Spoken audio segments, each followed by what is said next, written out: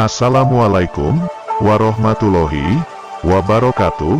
Puja dan puji syukur kehadirat Tuhan Yang Maha Esa, yang mana dalam kesempatan ini, kita masih diberi kesehatan yang tidak kekurangan sesuatu apapun.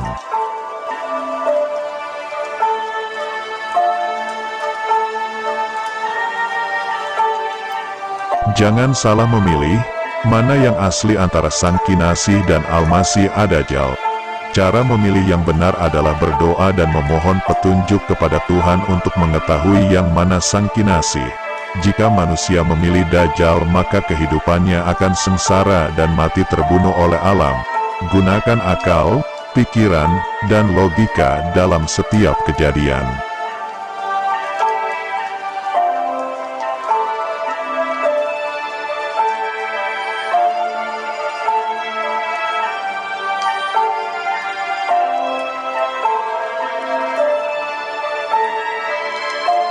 Pada saat Sang Kinasih itu muncul di hadapan para rakyat dan umat Nusantara, maka tidak akan ada lagi tentang perebutan siapa yang terpilih dan siapa yang dipilih, serta siapa yang akan jadi pemimpin dan siapa yang akan dipimpin, karena perdebatan itu sudah terlewati pada masanya.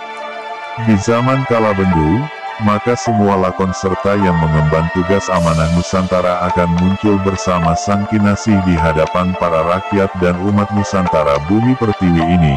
Ketika Sang Kinasih muncul dari kepimitannya, maka pada saat itu muncul juga Al-Masih Ad-Dajjal. Jika Sang Kinasih dapat mewujudkan harta simpanannya, maka Al-Masih Ad-Dajjal pun dapat mewujudkannya.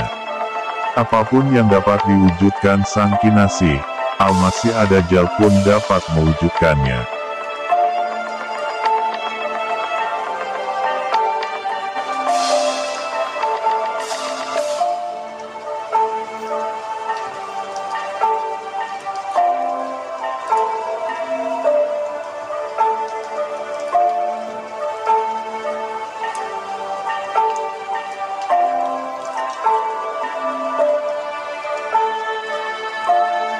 Sang Kinasih, sang pemimpin, itu di hadapan para rakyat Nusantara dan bumi pertiwi ini.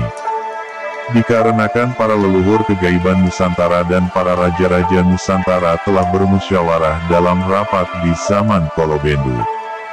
Para leluhur kegaiban Nusantara dan para raja-raja Nusantara telah menilai bahwa semua ketentuan yang telah diberikan oleh para leluhur kegaiban Nusantara dan para raja-raja Nusantara telah terpenuhi. Maka dari itu para leluhur kegaiban Nusantara dan para raja-raja Nusantara tidak dapat menyembunyikan jati dirinya yang telah terselimuti oleh cahaya sang panutan Nabi Muhammad SAW. Sang Kinasih kini telah berkumpul bersama para ksatria Nusantara, serta para leluhur kegaiban Nusantara dan para raja-raja Nusantara. Para leluhur kegaiban Nusantara dan para raja-raja Nusantara telah menyiapkan bekal untuk kemunculan Sang Kinasih di hadapan para rakyat dan umat.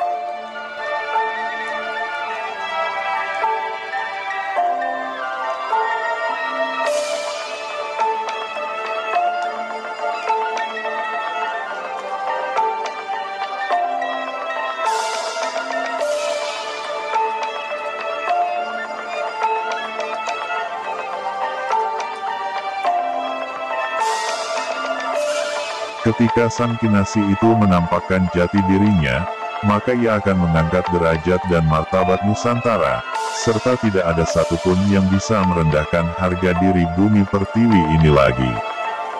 Jika ada manusia yang merendahkan bumi pertiwi ini, maka Sang Kinasih akan menghukum adil dan bijaksana tanpa memandang ras dan agama. Sang Kinasih itu telah mencatat perjalanan kehidupannya dari mulai beliau mengetahui bahwa dirinya adalah hamba yang terpilih oleh Allah Subhanahu wa Ta'ala, hingga Sang Kinasih mendapatkan wahyu pertama sampai terakhir dari sang panutan, yaitu Nabi Muhammad SAW, para leluhur Nusantara, para raja-raja Nusantara dan Bopo Ongkoso.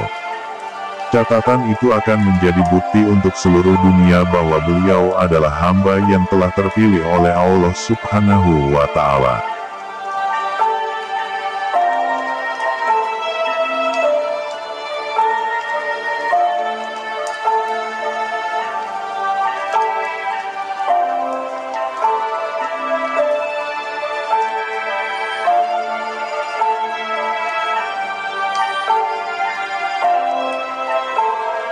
Dikarenakan gerbang jas merah kini telah dibuka, dan semua pelaku amanah di Nusantara ini yang telah diberikan mandat oleh para leluhur kegaiban dan para raja-raja Nusantara akan muncul dalam pengabdiannya.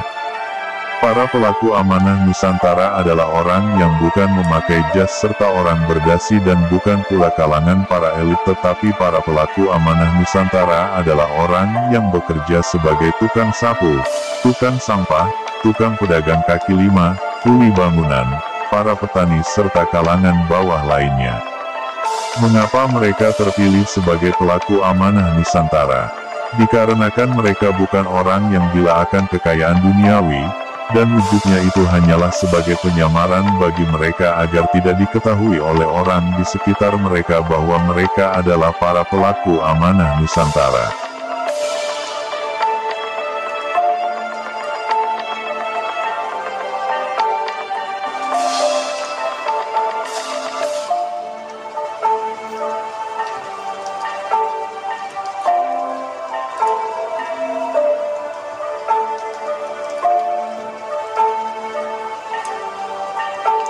Apabila diketahui oleh orang, maka orang yang mengetahui itu akan memanfaatkan mereka dan akan mengaku-ngaku bahwa dirinya adalah keturunan dari pemilik harta amanah Nusantara.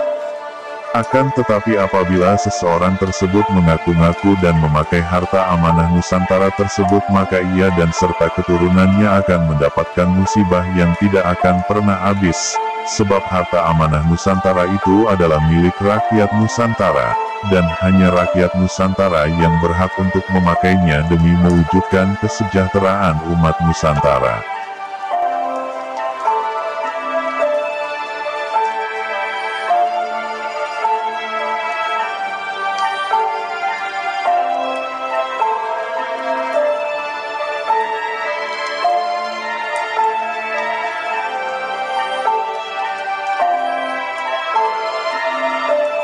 Apabila di antara kita melakukan hal yang merugikan diri sendiri serta umat lainnya, maka yang akan membalas perbuatannya ialah alam Nusantara ini.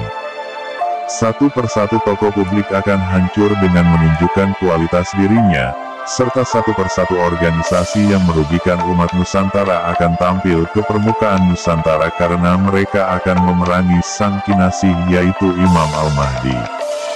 Maka di saat itulah para ksatria pilihan leluhur kegaiban Nusantara dan para raja-raja Nusantara akan turun tangan untuk membantu sang kinasih, Al-Imam Al-Mahdi, sehingga sang kinasih Al-Imam Al-Mahdi dapat menduduki singgasana tahtanya. Terima kasih.